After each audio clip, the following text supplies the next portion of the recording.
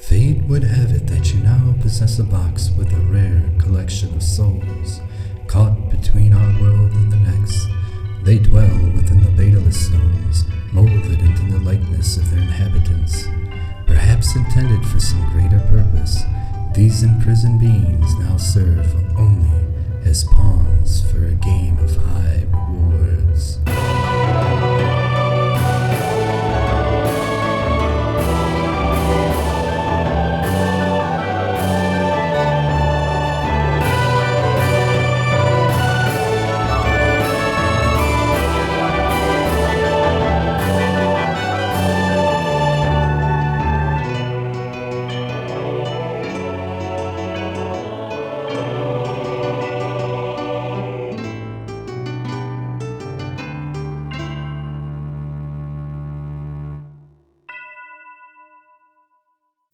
Hello and welcome. My name is Paul Gentili, creator and illustrator of the game Baetylus Circle of Six, and composer of the song heard in the introduction of this video.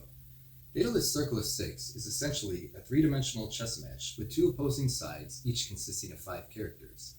Characters possess different movement rates, attack, defense, and health levels, along with natural passive abilities and special abilities that can be activated after drawing the proper card. The end goal is to eliminate each character of the opposing side. Baetylus is a game driven by the uniqueness of its characters. In order to emerge victorious, it is vital to possess an intimate knowledge of each character on the field, your own as well as those opposing you.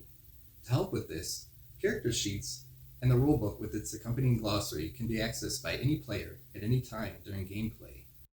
It is also very team-driven. Each character's uniqueness comes with a price, and in order to capitalize on each other's strengths as well as compensate for any weaknesses, it is important to assemble a well-balanced team and to pair characters whose abilities can directly play off one another. Unless agreed upon earlier, with each side having already assembled a team of their favorite characters, characters will be chosen in a schoolyard-style pick, taking turns choosing the members of a team. Doing so allows fairness, but also a way for players to counteract opposing characters. For example, some characters possess passive strengths and weaknesses dependent upon their race or creature type. Demons receive damage from salt and salt water, undead from silver, fairies iron, and vampires light, silver, and fire. Having a character with weapons possessing those attributes, or with abilities able to exploit those weaknesses, will gain advantage in each game. Once characters have been chosen, cards pertinent to those characters are given to the side controlling them. The cards are shuffled and will be randomly drawn during the course of the game. Once the cards have formed a deck for each opposing side, the exordium begins. This involves taking turns placing your characters anywhere upon the game field, so long as you remain 8 spaces from an allied character and 5 spaces from an opposing character. The choice of character placement will undoubtedly change the course of any game.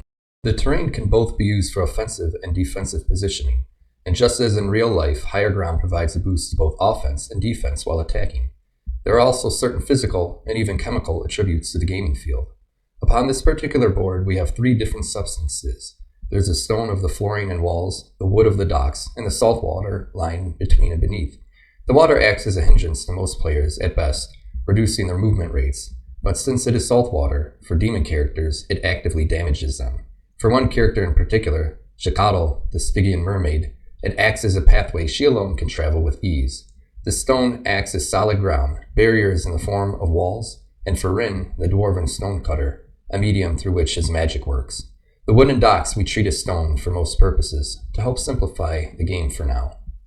After the exordium, the initial placement of characters, the real action begins, starting with round 1.